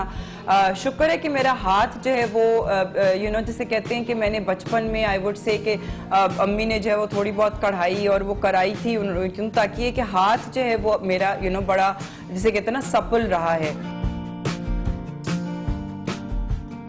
बड़ा मुश्किल है इस तरीके से अपने आप को समझना कि आप कामयाब हो गए हो, क्योंकि मुझे तो लगता है कि मुझे और बहुत कुछ जो है वो करना है। एंड इवन दो कि अल्लाह का शुक्र है कि माशाल्लाह the salon is running, and day 1 से जो है वो मुझे इसमें इतनी ज़्यादा मेहनत नहीं करनी पड़ी है। मेरा जो एक्चुअली जो प्लान रहा है वो, या जो प्लान है आगे भी इंशाल्लाह जो प्लान है वो ये कि I want this to be like a full lifestyle brand, like the Nadia Hussain brand should be like a lifestyle brand, कि आप आएँ और आपको अगर चाहे वो आपको प्रोडक्ट ख़रीदना हो, आपको हेल्थ से रिलेटेड हो, आपको डेंटिस्ट्री का कोई काम हो, या आपको कोई ब्यूटिफिकेशन का काम हो, मेकअप हो, हेयर हो, I mean it has to be a whole lifestyle. So that's what I had wanted, but one thing that I started off with I could not continue, क्योंकि it was just too much for me to handle. और देखा आपने किस तरीके से नादिया हुसैन बता रही थी अपनी सारी स्ट्रगल और अपने सारे शौक को उन्होंने किस तरह से इम्प्लीमेंट किया। और ये बड़ी अच्छी बात है कि पहले वो मॉडल थी और उसके बाद फिर वो डेंटिस्ट्री में थी और उसके बाद फिर वो मॉडलिंग में आई और फिर वो अब एक हेयर स्टाइलिस्ट और मेकअप आर्टिस्ट के तौर पर जो है वो सामने आई हैं। और हम नादिया हुसैन को बहुत सारी बेस्ट विशेस देंगे कि आप ऐसे अच्छा काम करते हैं। और फाइनली अनम मुस्कुरा रही हैं और वो वक्त आ गया है कि जब हम जानेंगे कि आजकल क्या इन है और क्या आउट। बिल्कुल जनाब, सुबह से ही हम बात कर रहे हैं अपने बालों के हवाले से, बहुत परेशान हैं। हमारे अलावा वो भी बहुत से लोग परेशान हैं जिन्होंने अब शादियों में जाना है, क्योंकि शादी का सीजन भी आ चुका है, मौसम भी बदल चुका है, बदलते मौसम के साथ नए नए ट्रेंड्स भी आ चुके हैं। लेकिन हेयर स्टाइल एक ऐसा मसला है जो हर मौसम में एक ही जैसा रहता है। जिन लोगों के बाल कम हो उनको किस तरह के स्टाइल बनाने चाहिए, लंबे बाल हो, छोटे बाल हो, जैसे भी बाल हो, किस तरह से उन्हें कैरी करना चाहिए, सब पर बात करने के लिए फाइनली हमारे साथ स्टूडियोज में मौजूद हैं एक हेयर स्पेशलिस्ट और फैशन एक्सपर्ट इरम जैदी। अस्सलाम वालेकुम। वालेकुम अस्सलाम। कैसी हैं आप? बिल्कुल ठीक ठाक, आप लोग कैसे हैं? ठीक ठाक हैं? बिल्कुल ठीक हम लोग ठाक। बिल्कुल ठीक ठाक हैं। और अभी आपके आने से पहले इवन शो पे आज हमारी थीम ही हेयर डू है जी, और मैं हम सुन रही दोनों थी। हाँ हेयर्स के हवाले से काफी कॉन्शियस भी हैं और उसी पे हम बात कर रहे थे। खूबसूरत हेयर है आप दोनों के। अच्छा, माशाल्लाह। थैंक यू वेरी इसका मच। मतलब है कि आप लोगों ने बहुत केयर किया है अपने बालों की, क्योंकि केयर बिल्कुल बिल्कुल नहीं करते हम दोनों, केयर नहीं करते। केयर नहीं बहुत करते। बुरी बात है, क्योंकि आप लोगों को डेली स्टाइलिंग करनी है, डेली हीट लगती होगी, डेली जो है आप उसे वॉश करते हैं, ठीक है? तो ये सब करें, ठीक है? ये आपको पता है कि अच्छा, एक फीमेल सर्दियों में जो हेयर्स का जो टेक्सचर है वो थोड़ा डिफरेंट हो जाता है। बिल्कुल। तो एक तो वो बताइएगा कि हेयर डूज किस तरह से कैरी किए जाएं इवन स्पेशली इन विंटर्स। अच्छा देखिए, हम हेयर डू पे भी बात करते हैं, हम थोड़ी सी हेयर केयर पे बात हाँ, करें, बिल्कुल। क्योंकि हम हेयर डूज, हम हेयर जो है ये स्टाइलिंग वगैरह करते रहते हैं, लेकिन हम हेयर केयर की बात नहीं बिल्कुल, करते, बिल्कुल। क्योंकि हेयर होंगे तो आप हेयर डू करेंगे, आप स्टाइलिंग बात पर आपने जाएंगे। बिल्कुल सही। अगर हेयर नहीं होंगे तो हम ये सब कैसे करेंगे? Point ना? to be noted। बिल्कुल, बहुत जरूरी है, बहुत स्पेशल किस्म का पॉइंट है Point ये। है, हाँ। अच्छा, पहले जो है सबसे एक, जैसे विंटर स्टार्ट हो रहा है, बहुत छोटी सी बात है लेकिन बड़ी इंपॉर्टेंट बात है कि हम जो गर्म पानी है उससे शावर लेते हैं, उसी पानी से हम हेयर वॉश करते हैं। वो आपके बालों को ख़त्म कर देता है, डैमेज कर देता है बहुत बुरी तरह से। आपके स्कैल्प देखे डेंड्रफ शुरू हो जाती है, वो आपकी गर्म पानी की वजह से। तो हमेशा याद रखें कि बॉडी के लिए जो टेम्परेचर यूज़ करेंगे वो हेयर के लिए नहीं होना चाहिए। नीम गर्म पानी हमेशा यूज़ करें। और जो है अगर आप हीट और इन सब चीज़ों में हैं तो प्रोटीन बालों में ज़रूर करवाएं, मंथ में एक दफ़ा जो है। और आप जैसे ब्लो ड्राई कराती हैं, आयरन कराती हैं, हीट प्रोटेक्टर स्प्रेज आते हैं बहुत अच्छे, जो हीट की जो वो है ना डायरेक्ट जो लग रहा होता है, जो फ्रिज करता है, डैमेज करता है आपके बालों को, वो उससे प्रोटेक्ट करेगा। ये करें। ऑयलिंग हफ्ते में एक दफ़ा 2 दफ़ा ज़रूर करें, लेकिन ऑयल लगा के जो है ना लंबा 2-2 दिन मत छोड़ दें। ठीक है, नहीं वो तो हम छोड़ भी नहीं सकते क्योंकि हमें रोज ही आना होता है। नहीं, आपको आना होता है, हाँ, लेकिन बहुत बाकी सारी business के जो लिए। है खवातीन घर में होती हैं, वो क्या करती हैं कि 2-2 दिन, एक दिन पूरा जो है बहुत ऑयलिंग करती है। उससे क्या होता है, ऑक्सीजन हमारे स्कैल्प पर नहीं पहुंचती। अगर ऑक्सीजन नहीं पहुंचेगी तो वो जिंदा कैसे रहेगा? अच्छा, अभी प्रोटीन की आप बात करें थी, प्रोटीन ट्रीटमेंट बहुत सारे लोग नहीं लेते, क्योंकि कहीं ना कहीं मुझे या आम नाज़रीन को भी ये वहम होता है कि नहीं प्रोटीन ट्रीटमेंट हम लेते हैं उससे बाल शाइनी और सिल्की तो हो जाते हैं, लेकिन ये है कि हेयर फॉल शुरू हो जाता है। उसके सब कोई नहीं, side नहीं, effects उसकी तो नहीं? रीजन मैं बताती हूँ। हेयर फॉल तब होगा अगर आप उसे रूट से यूज करेंगी। अच्छा। कभी भी प्रोटीन को आपने रूट से नहीं यूज करना। 1 इंच छोड़कर बाल आपने, इवन आप कंडीशनर भी कर रही होती हैं तो कभी भी स्कैल्प के पास नहीं लेकर आना, रूट के पास नहीं लेकर आना, हमेशा नीचे की तरफ लगाएंगी आप। और उसके टाइमिंग्स होते हैं, आपने ये नहीं कि 15-15 मिनट छोड़ दिया, बहुत देर तक उसकी टाइमिंग्स आप थोड़े से वो रखें। 10 मिनट्स। अगर आपके बहुत फ्रिज है, ठीक है, बहुत डैमेज हेयर है, तो आप 11, 12, 13 मिनट्स पे आ सकते हैं, ठीक है। लेकिन अगर इतने डैमेज नहीं है और आप वैसे ही थोड़ी सी केयर के लिए लगा रही हैं तो 5 मिनट बहुत होते हैं, इनफ। ठीक। अच्छा इरम, ये बताइएगा कि फाइनली विंटर्स आ चुकी हैं और कराची में भी अब थोड़ी बहुत ठंड पड़ना शुरू हुई है, तो सर्दियों में स्पेशली हेयर स्टाइल्स भी नए नए आते हैं। इस बार विंटर्स का स्पेशल हेयर स्टाइल क्या है? क्या खुले बाल, बंधे बाल, कैसे बाल? देखिए, विंटर में हमेशा खुले बाल होते खुले हैं, बाल। क्योंकि आपको बड़ा हमारे यहाँ आपको पता है कितनी गंदी वाली गर्मी होती है, इतना ज़्यादा, फिर स्वेटिंग और ये वो, तो लोग कोशिश करते हैं, आपने देखा होगा कि गर्मियों में कि जूड़े, बबल्स और इस तरह की जो मज़े मज़े की चोटियाँ और मेसी हेयर स्टाइल जो हैं, वैसे मेसी हेयर स्टाइल आजकल काफ़ी इन है और जो कर्ल्स के साथ मेसी बनाए जाते हैं वो सब ना, तो इसमें आपके पास बहुत मार्जिन है कि आप ओपन रखें, आप टाई करें, और टाई जरा लोग कम ही करते हैं सर्दियों में, सब ओपन रखने का मार्जिन ज्यादा होता है आपके पास। अच्छा इरम, ये तो अक्सर ऐसे होता है जब आपके पास कोई स्टाइलिस्ट मौजूद हो, वो आपके बालों में कर्ल्स करे, आपके बालों में बैक कोमिंग करे, पूरे ब्लो ड्राई करे, वो खवातीन जो घर में अकेले होती हैं और उन्होंने कहीं बाहर जाना है तो वो अपनी हेयर स्टाइलिंग खुद से कैसे कर सकती हैं? बिल्कुल कर सकती हैं। देखिए मेरी बेटी जो है माशाल्लाह शी इज़ 12 और वो अपने सारे हेयर स्टाइलिंग खुद कर लेती है। प्रैक्टिस में इज परफेक्ट।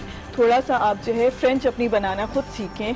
आप आयरन आप तो नहीं बनती, बहुत ईजी होता है। सिर्फ आपको जो है ना प्रैक्टिस, आपने एक दफ़ा एक्चुअली गलत बनाई, आप परेशान हो जाती है, नहीं ये तो बहुत बुरी बन रही है। नहीं, उस दिन बुरी बनेगी, फिर थोड़ी सी अच्छी बनेगी, फिर अच्छी अच्छी होते होते हो जाएगी ना, ठीक है। और दूसरा ये कि कर्ल्स जो हैं, अगर आपकी स्टेप कटिंग हुई हुई है तो उसके लिए आप हॉट रोलर्स ले लें। अच्छा, ठीक है। हॉट रोलर्स आपने 15 मिनट गर्म किए और उसे आप उल्टा सीधा जैसे भी लगाएंगी ना बालों में, आप यकीन करें 15 मिनट बाद जब आप खोलेंगी, कोई इतना फ्लोरल किस्म का, इतने मजे का, ऐसे ऐसे जो एड्स आते हैं ना उस तरह के बाल हो जाएंगे। बहुत सारी लड़कियां होती हैं उनके बाल बहुत सिल्की होते हैं, बहुत फ्लैट होते हैं कि अगर आप बेकॉमिंग भी करें तो या तो वो अलग से पता लगती है और वो फिर बुरी लगती है। तो ऐसे लोग जिनके बालों का टेक्सचर बहुत ज्यादा सिल्की है, स्ट्रेट है और बेकॉमिंग भी अगर उनके ऊपर इतना सूट नहीं कर रही है, तो बॉन्ड्स देने के लिए स्पेशली फ्लिक है या पीछे का जो ये स्कैल्प का एरिया कैसे फिट? अच्छा, उसके लिए जो है ना वेलक्रो होते हैं। वेलक्रो एक प्लास्टिक के बड़े बड़े रोलर्स होते हैं, ठीक है। उसे आप क्या करेंगे कि पोर्शंस में जो है ना आपने फ्रंट वाले पोर्शन पे बड़े बड़े वेलक्रो लगाए। उससे क्या होता है, वेलक्रो लगाने से ये पोर्शन पे लगाए 2 यहाँ, ठीक है, फिर 2 यहाँ, 2 यहाँ और 2 यहाँ, ये 4 पोर्शन में आप कर लेंगी। उससे क्या होगा कि आप जब खोलेंगी ना, आप जैसे 2-3 घंटे हैं आपके पास और आप अपने बाकी काम कर रही हैं, प्रेस कर रही हैं, जो भी तैयारी है वो कर रही हैं, इतनी देर में वो लगाकर आप करें। उसके बाद जब आप खोलेंगे आप देखिएगा कि इतनी बॉडी होगी सर में, वो जो एक फ्लैट और चिपके हुए वो नहीं होगा, बहुत अच्छा लुक आ रहा होता है। अच्छा इरम ये बताइए कि क्योंकि आज थोड़ा सा फायदा मेरा ख्याल है हमें भी उठा लेना चाहिए, सुबह सुबह उठ के सबसे ज्यादा मसला हमें ये होता है कि जी आज किस ड्रेस के ऊपर कैसा हेयर स्टाइल बनाया जाए। आपने हमारे फेसेस भी देखे, हम चाहेंगे आप हमें बताइए कि हमारे फेस पर कौन सा हेयर स्टाइल ज्यादा सूट कर सकता है। देखिए अभी जो है आप लोग बड़े अच्छे हेयर स्टाइल बनाकर बैठे हैं, मैं वही देख रही थी कि ना, हालांकि सुबह में टाइम बड़ा कम होता है, बहुत आपके पास जो है तो आप लोगों का अच्छा हुआ है इस तरह से। और कभी कभी ये कि थोड़ी सी बैकॉमिंग कम करके देखें, कभी थोड़े से ज्यादा करके देख लेती हैं, कभी टाई भी करके देखिएगा, क्योंकि because you are very young ना, ये कॉन्शियस टाई थोड़ा सा जब आप एज आने लगती है ना तो आप नहीं टाई करते। आप कहते हो कि ना नहीं मैं तो और बड़ी लगने लगी हूं। होती है कि कुछ नहीं चलो बाल बांध लेते हैं। हाँ, जब हमें कुछ समझ में नहीं आ रहा था, फ्लिक गिर रहा है, बैकअपिंग ठीक नहीं हो रही, हम बाल बांध ज्यादा खुश रहते हैं। लेकिन फेस के ऊपर स्पेसिफिकली एक होता है ना, आप फेस देख के बता देंगे जी किसके। अच्छा देखें ये चीज ऐसी है कि वो मैं करके दिखा सकती हूं, क्योंकि ये वर्बली आप बता नहीं सकते। जैसे है ना ट्रीटमेंट तो आप वर्बली बता सकते हो, लेकिन स्टाइलिंग जो है ना मैं आपको इस तरह बता सकती हूँ कि हाँ आपका हेयर डाई कैसा हुआ है या आपको क्या करना चाहिए, ठीक है। आजकल हाईलाइट्स वैसे काफी ज्यादा इन हैं और अच्छी भी लग रही हैं और मैंने देखा है कि लोगों को बड़ी अवेयरनेस आ गई। वो जो एक पहले आपने देखा होगा, आप भी नोट करते होंगे, पीले रंग की हाईलाइट्स हुआ करती थी और गंदी वाली, और नहीं अब लोगों को माशाल्लाह हाईलाइट्स ज्यादा बेहतर होते हैं, स्ट्रीक्स या फिर जो एक प्रॉपर आप डाई कर लेते हैं। बालों के लिए साइड इफेक्ट किसका ज्यादा है? क्योंकि ये तो हमें पता है कि इन तीनों चीजों से बाल तो डैमेज होते हैं, लेकिन कम जो चीज है वो क्या है? अच्छा मैं आपको बताती हूँ। देखिए यहाँ 3 चीजें होती है, एक हाईलाइट्स होती है, एक लो लाइट्स होती है, एक फुल डाई करते हैं, ठीक है। आप तीनों में से जो भी करेंगी केमिकल तो आपका यूज हो रहा है, लेकिन पहले वाला वो नहीं है जैसे पहले हुआ करता था कि पहले आप ब्लीच से कट डाउन करते थे, ठीक है, कट डाउन किया, फिर उसके ऊपर आपने एक कलर की लेयर लगाई। अब वो नहीं है, अब कलर डायरेक्ट लिफ्टिंग कलर आ गए हैं, ठीक है। आपने डायरेक्ट वो किया, आपको इतना हार्ड केमिकल नहीं लगाना, इतने ज्यादा वो नहीं है। फिर कहूंगी कि ये सब करवा रहे हैं, ओके करवाना चाहिए, मैं भी करवाती हूँ, क्योंकि इसके बगैर मजा नहीं आता। आपको चेंज चाहिए ना, इंसान एक जैसा नहीं उसके साथ रह सकता। आप बालों की केयर करें। अच्छा जैसे आपके स्प्रेज हुए हैं, ठीक है, तो स्प्रे लेके आपने सोना नहीं है पूरा दिन, इनके साथ आपने बैकॉमिंग तो खोल दी। लोग कहते हैं स्प्रे नुकसान देता है, नुकसान नहीं। देखें स्प्रे जो है ना उसमें इस तरह के केमिकल्स नहीं होते जो हार्मफुल हों, लेकिन आप उसे लगा रहने देंगे और रात में लेकर सो भी जाएंगे, फिर सुबह उसको जो है 1-2 दिन रखेंगे तो वो आपके बालों को डैमेज करेगा। इस तरह भी बहुत सारे, मेरा भी ये मसला है, बहुत सारे लोगों का मसला है, और स्पेशली जो मीडिया में काम करते हैं उनका मसला ये। अभी हमने हेयर ड्यूज किए हुए हैं, इसमें स्प्रे भी लगा हुआ है, तो जाहिर सी बात है जब आप घर जाते हैं, बात लेते हैं, वॉश करते हैं, शैम्पू करते हैं, तो शैम्पू रोज करना चाहिए या प्लेन वॉश ले लें? और कंडीशनर कितने दिन में करना चाहिए? अच्छा, मैं जो हूँ हमेशा शैम्पू पर ये कहती हूँ कि ना लोग कहते हैं ना कि नहीं वीक में 2 दफ़ा करना चाहिए, बहुत कम शैम्पू करना चाहिए।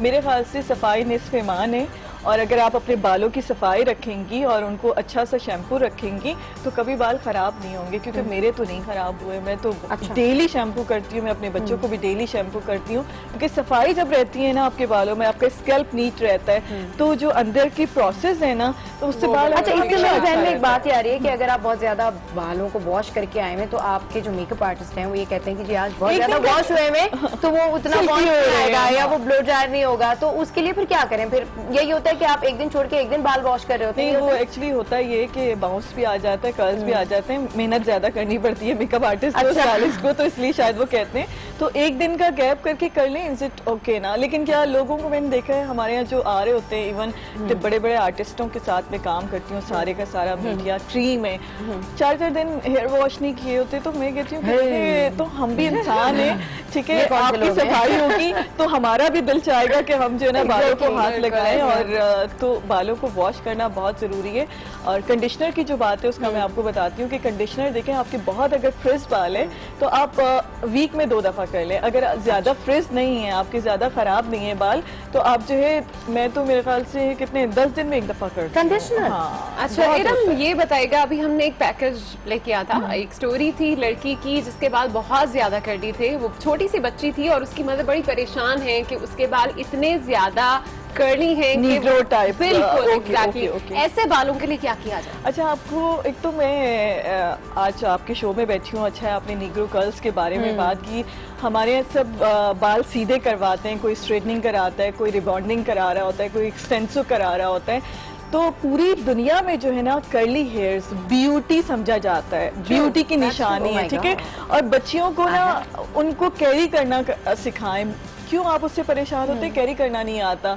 जब बाल गीले होते हैं ना, ठीक है, उसमें एफ्रो कॉम यूज करें, ना कि उनको ब्रश, नॉर्मल वाला ब्रश यूज नहीं होता, मोटे मोटे दानों वाला इस तरह का होता है। एफ्रो कॉम कह के लेंगी आप, गीले हेयर होंगे तो हल्के हल्के एफ्रो कॉम करेंगी। आप देखें एफ्रो कॉम करने के बाद उनका इतना खूबसूरत रिंग बनेंगे खुद ब खुद सेटल हुए हुए, वरना होता है ना वो बम फटा हुआ होता है, वो चीज नहीं आएगी। एफ्रो कॉम जब कर रहे होते हैं तो वो ठीक है, वेव तो आ जाता है, बॉन्स भी आता है, लेकिन फिर वो आउटवर्ड इनवर्ड फिर वो मिक्स से हो रहे होते हैं, प्रॉपर नहीं लग रहे होते फिर। उसके लिए ये कि हल्का सा, अगर आप कहीं जा रही हैं, हल्का सा मूस लें, ठीक है, मूस लेकर मूस वो लगाएं। अगर मूस भी नहीं अगर आपको लगाना है तो सीरम यूज करें।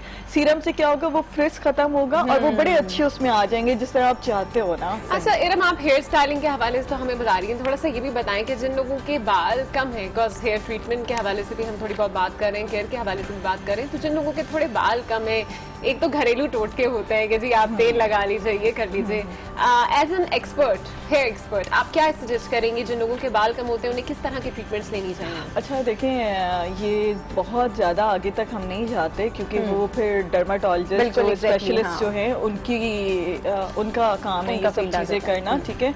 हम सिर्फ इतना बता सकते हैं कि अगर आपके बाल ख़राब हैं तो आप इनको कैसे ठीक रखें, इनकी केयर कैसे करें और इनके ऊपर कौन से आप इस तरह की ट्रीटमेंट कराएं जिससे बाल अच्छे रहें।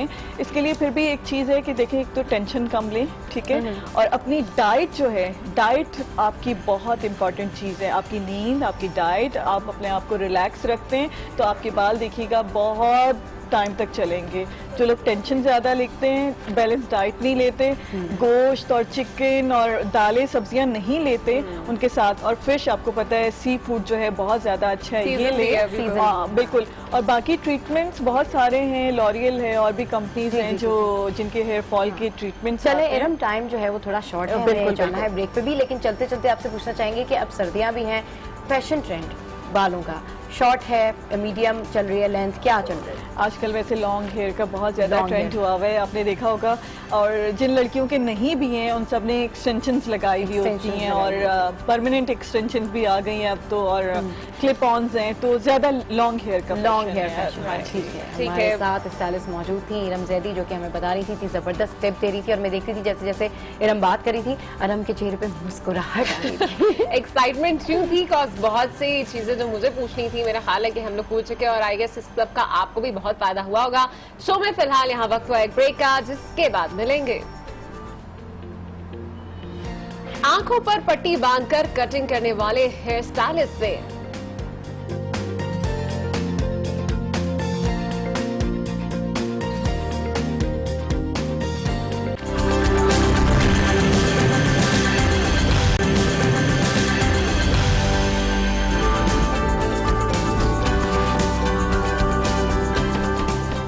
Welcome back to good morning आज। और अब आपको बताएं कि पाकिस्तान में सरकारी सतह पर शायद टैलेंट की कदर ना की जाती हो, लेकिन ये बात सच है कि मुल्क में टैलेंटेड लोगों की कोई कमी नहीं।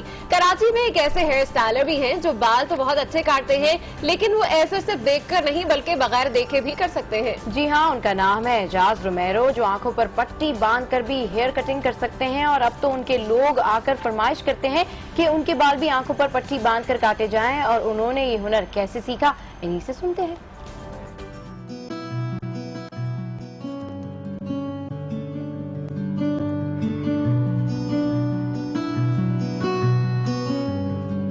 कभी मैं कैंडल से बाल काट रहा होता हूँ, कभी मैं ब्लाइंड फोल्डेड कर रहा होता हूँ। बेसिकली कुछ लोगों ने, कुछ दोस्तों ने मेरी चैलेंज किया कि यार कैन यू डू दिस। मैंने कहा यार मेरी प्रैक्टिस इतनी अच्छी है कि मैं अल्हम्दुलिल्लाह कर सकता हूँ।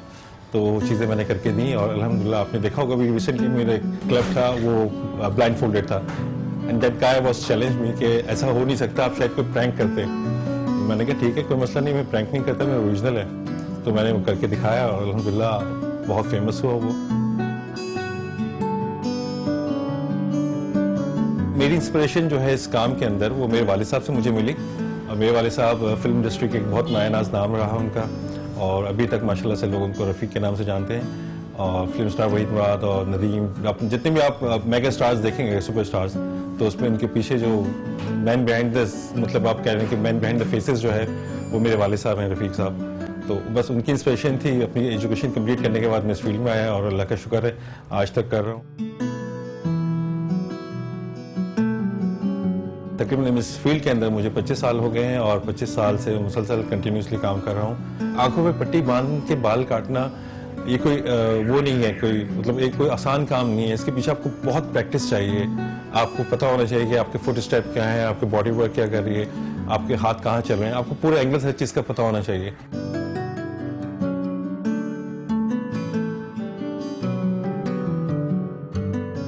ब्लाइंड फोल्डेड देखें, लड़के तो फिर भी इजीली करा लेते हैं, लड़कियों में थोड़ा सा होता है। और अगर लड़कियों में आप ब्लाइंड फोल्डेड करें तो उसमें मार्जिन बहुत होता है आपको सेव करने का। लड़कों का मार्जिन नहीं होता। आप लड़कों के बाल के अंदर बिल्कुल भी मार्जिन नहीं होता। अगर आप ब्लाइंड फोल्डेड करें और उसके अंदर आपसे कोई मिस्टेक हो जाए तो आप उसको नहीं कर सकते सही। जब मैं शुरू में इस फील्ड में आया था तो मुझे लोगों ने, मेरे अपने पर्सनल दोस्तों ने मुझे डिस्करेज किया, क्या तुम इतना पढ़ने के बाद तुम इस फील्ड के अंदर आ रहे हो, क्या तुम ये बनोगे, हेयर ड्रेसर बनोगे और फिर हमारी गैदरिंग में नहीं बैठना। इस तरह से 10 बातें हुई। तो आज अल्हम्दुलिल्लाह उन सबसे खुशहाल मैं हूँ। मेरी फैमिली बहुत मतलब खुश होती है, स्पेशली मेरे बच्चे, मेरे भाई, मेरी बहनें, मेरे वाले साहब मुझे काम करते हुए देख के बहुत खुश होते हैं। और वो मतलब उन्होंने मुझे, मेरे बच्चों ने तो मुझे अपना आइडियल बना लिया कि जैसे मैंने अपने वालिद को अपना आइडियल बनाया था, ऐसे मेरे बच्चों ने मुझे आइडियल बना लिया कि जब वो बड़े होंगे तो वो इस फील्ड के अंदर आना चाहें। और मेरी तरफ से कोई रोक टोक नहीं है। अगर वो आना चाहते हैं तो मोस्ट वेलकम, वो आएँ और इस फील्ड में जितना मैंने नाम बनाया है मुझसे ज़्यादा वो बनाए। रमज़ान के टाइम था, I think it was Chandra, तो मुझे मेरे क्लाइंट आया, नया क्लाइंट था, तो उसने मेरा कोई एक यूट्यूब के ऊपर वीडियो देखा हुआ था। तो उसने फिर मुझे इस तरह से रमज़ान में मुझे बोला कि आप कर सकते हो, आप करोगे तो मैं आपसे कराऊंगा, अदरवाइज मैं नहीं कराऊंगा। तो आप यकीन करें, मैं जब वो ब्लाइंड फोल्डेड कट किया तो एक तो रश था, ऊपर से कस्टमर्स थे, उसकी सेटिस्फेक्शन हो गई।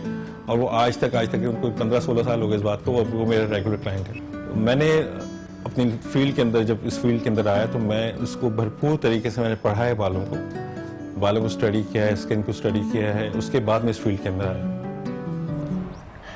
सबा, इस वक्त इजाज की मैं ये वीडियो देख रही थी और मेरे ध्यान में ये आ रहा था कि हर चीज के लिए बाकी में प्रैक्टिस की बहुत जरूरत होती है। और जब ये प्रैक्टिस कर रहे होंगे तो बेचारे वो कौन लोग होंगे जिनके ऊपर ये प्रैक्टिस हुई होगी। बिल्कुल। और अगर हम कपड़ा काटने बैठे तो हमसे आंखों से देख के कपड़ा जो है वो स्ट्रेट नहीं कटता और ये आंखों पे पट्टी बांध के बाल काट लेते हैं। क्या बात है, पाकिस्तान में वाकई टैलेंट की कोई कमी नहीं है। और इस वक्त हमें ज्वाइन किया है, हमारे साथ मौजूद हैं पाकिस्तान के चमकते सितारा, यंग एंड अपकमिंग सिंगर सुब, जो इस वक्त हमारे आज न्यूज़ के स्टूडियोज में मौजूद है। वेलकम टू गुड मॉर्निंग आज। ऐसी है सुबह आप, नाम बहुत प्यारा है आपका। और अभी ऑफ एयर हम आपकी आवाज़ सुन रहे थे और आवाज़ भी इतनी ही खूबसूरत है, ऐसा लग रहा था कि सुबह में कोई मीठी मीठी आवाज़। और सुनना चाहेंगे हम आपसे भी कि आप क्या गाती हैं, क्या आपका जॉनरा है। सबसे पहले तो आप ये बताएं ना कि आपको कितना टाइम हो गया सीखते हुए। वैसे तो मैं पिछले 1 साल से सीख रही हूँ, लेकिन अभी जो मैं मुस्तकिल जो कहेंगे कि सीखना शुरू किया है वो अभी मई से सीखना शुरू किया है, आर्ट्स काउंसिल से, वहीं से मैं सीख रही हूँ। अच्छा, सुबह आप कह रही थी कि आप क्लासिकल में सीख रही हैं, क्लासिकल सीख रही हैं, तो क्लासिकल काफ़ी मुश्किल होता है नए आने वाले लोगों के लिए। हाँ। तो क्यों चूज़ किया क्लासिकल? शौक था। शौक था। अच्छा। जुनून था, बस सिंगर बनना है।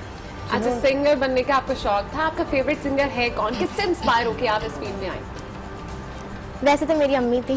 अच्छा, वो भी सिंगिंग करती? अम्मी बहुत अच्छी सिंगिंग करती थी, लेकिन घर में जब मम्मा खाना बनाती थी और मैं छोटी होती थी तो अम्मी के साथ खड़े होके गाना गाती रहती थी। अच्छा। तो वो मेरी, समझ लें, वो मेरी इंस्पायरेशन थी। तो प्रॉपर आपने फिर आप बता रहे थे जून से सीखना शुरू किया? हाँ, शौक पहले से था, लेकिन फिर मैंने कभी घर वालों से डिस्कस ही नहीं किया, लेकिन फिर आहिस्ता आहिस्ता अम्मी ने खुद पहचाना, अम्मी लेकर आई। अच्छा, ये बताओ, सपोर्ट मतलब थी सबकी तरफ से? अम्मी ने तो चलो सपोर्ट किया ही, फादर की तरफ से सपोर्ट थी? फादर की तरफ से भी सपोर्ट थी मेरे। अच्छा।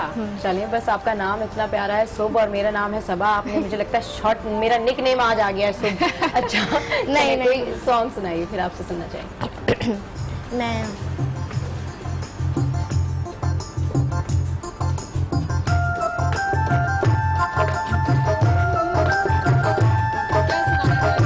आए मौसम में नीले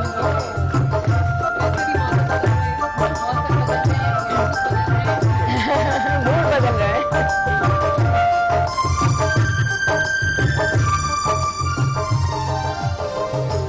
आए मौसम रंगीले सुहाने, आए मौसम रंगीले सुहाने, जिया नहीं माने तू छुट्टी लेके आजा बालमा हो।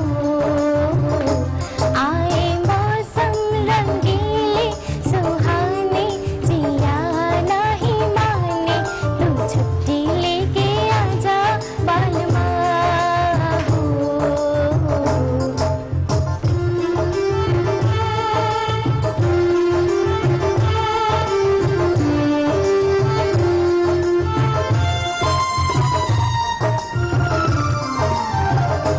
जब बहती नदियाँ शोर करे,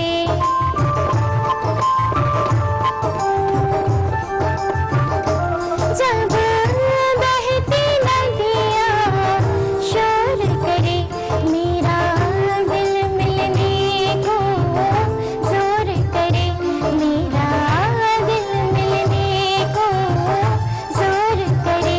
याद आए खुशी के ज़माने, जिया नहीं माने तू छुट्टी लेके आजा बालमा हो। आए मौसम रंगीले सुहाने, जिया नहीं माने तू छुट्टी लेके आजा बालमा हो।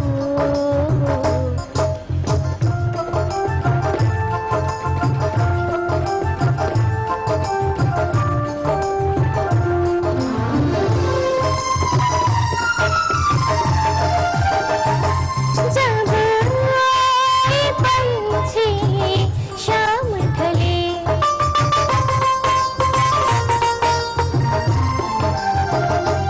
जब आए पंछी शाम ढले, मेरे दिल में तेरी याद चले, मेरे दिल में तेरी याद चले।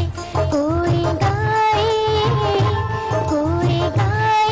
अनोखे तराने, जिया नहीं माने तू छुट्टी लेके आजा बालमा हो। वेरी नाइस सुबह, बहुत प्यारा गाना आपने गाया। और सबसे अच्छी बात आपके गाने की मुझे ये लगी कि आप जब गा रही थी तो साथ साथ मुस्कुरा रही थी, और वो मुस्कुराहट, वो खुशी, वो बदलते मौसम का तासुर आपके चेहरे से झलक रहा था। क्यों मुस्कुराहट क्यों थी? ये गाना आपने वैसे कितनी दफा गाया गाना? गाना मैंने 2-3 दफा गाया है। अच्छा, बड़ा मुस्कुरा रही थी सुबह सुबह के टाइम पे मौसम की बात हो रही। अच्छा, एक और हम चाहते हैं कि टाइम ज़ाया ना करें और आपकी जो आवाज़ है उससे ज़्यादा से ज़्यादा लोग सुने और जाने कि पाकिस्तान में कितना टैलेंट है। दूसरा कोई सॉन्ग भी सुने। कौन सा सुनाने जा रही है बात? अकेले ना जाना। ओह गॉड, ब्यूटीफुल सॉन्ग।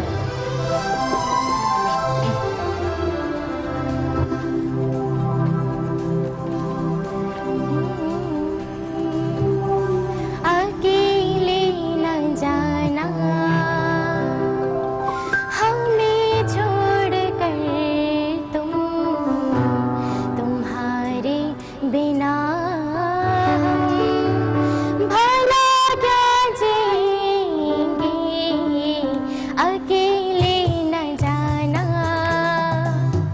हमें छोड़ कर तुम तुम्हारे बिना हम भला क्या जिएंगे अकेले न जाना।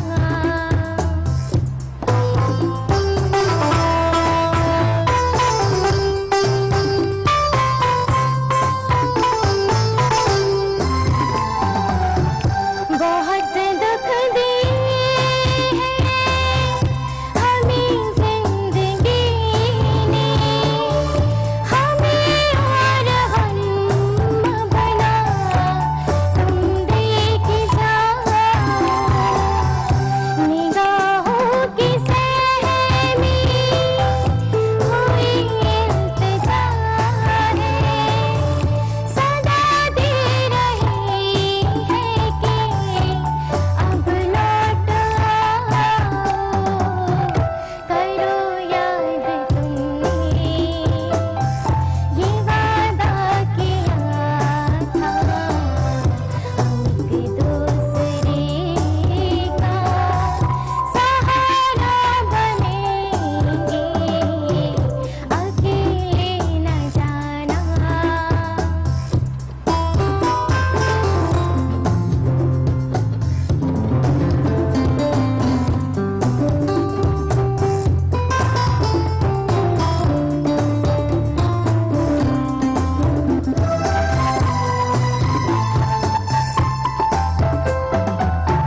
हर एक मोड़ पर है रिवाजों की पहरे, तुम्हीं को नहीं इसका सबको गिला है, मगर लोग जीते हैं इन मुश्किलों में, है जिनका नहीं कोई उनका खुदा है, ये दुख ये उदासी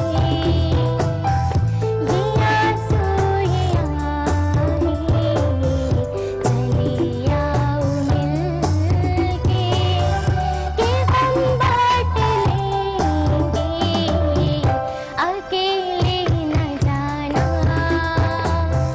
हमें छोड़ कर तुम तुम्हारे बिना हम भला क्या जिएंगे अकेले न जाना, अकेले न जाना, अकेले न जाना।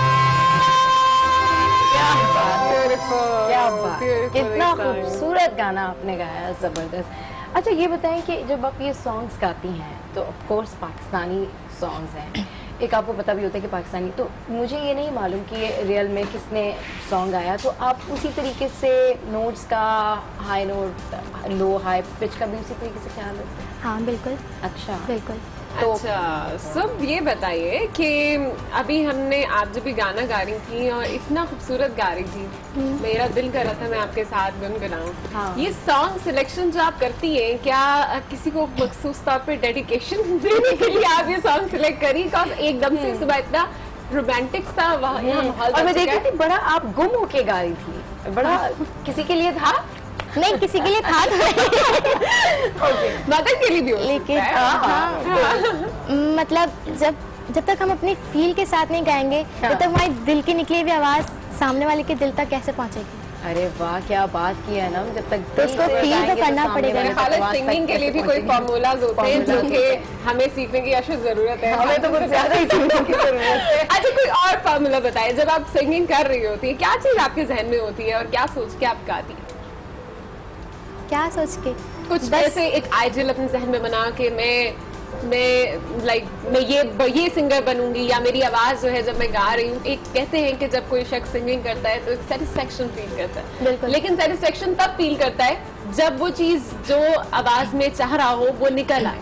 बिल्कुल। तो ऐसा क्या होता है आपके जहन में, कौन सी ऐसी आपकी पर्सनालिटी जहन में होती है, कोई आइडियल, जैसे कि बहुत से सिंगर्स आपके फेवरेट भी होंगे, किनको सोच के जहन में रख के आप गाती हैं? किनको सोच के, मेरी जो आइडियल हैं जिनको मैं बहुत ज़्यादा चाहती हूँ और मैं चाहती हूँ कि मैं पाकिस्तान की वो पर्सनालिटी बन जाऊँ। मुझे श्रेया घोषाल बहुत पसंद है, मैं बहुत उनसे इंस्पायर हूँ और बस मैं चाहती हूँ कि मैं यहाँ की पाकिस्तान की श्रेया घोषाल बनूँ। जबरदस्त, जबरदस्त। मैं बहुत उनसे इंस्पायर हूँ, यानी कि जब मैं क्राउड देखती हूँ, जब मेरे सामने ऑडियंस होती है, मैं बता नहीं सकती, मेरे हाथ पैर ठंडे होने लगते हैं। मतलब मुझे इतनी खुशी हो रही होती है कि ये लोग मेरे लिए आए हैं, मुझे सुनने आए हैं। बचपन से ख्वाहिश थी, बचपन से अम्मी के साथ गाया और फिर जब अपने ख्वाबों को पूरा होते हुए देखते हैं, किसी आप स्टेज पे खड़े होते हैं, परफॉर्म कर रहे होते हैं, तो वो जो चीज़ होती है वो शायद नाकाबिले बयान होती है। जी बिल्कुल ठीक कह रही हैं। हमारे साथ जो है सुब्ह हैं और एक अपकमिंग सिंगर हैं जो कि हमारे साथ स्टूडियोज़ में हैं और उन्होंने अपने आवाज़ का जादू जगाया, 2 प्यारे प्यारे गाने भी गाए और आपका कहेंगे बहुत शुक्रिया सुब्ह जी। बिल्कुल, और इस तरह का टैलेंट अगर आप में भी मौजूद है और आप इस सीट पर आना चाहते हैं तो बिल्कुल हमें अपनी कहानी बताइए हमारे सोशल मीडिया पर। और आखिर में आपको बताएंगे मारूफ कबाल अजीज मियां को दुनिया से रुखसत हुए 16 बरस बीत चुके हैं, अपनी कवालियों की शक्ल में वो आज भी जिंदा हैं। जाने से पहले आइए उनकी याद ताज़ा करते हैं। खैर से आई निदा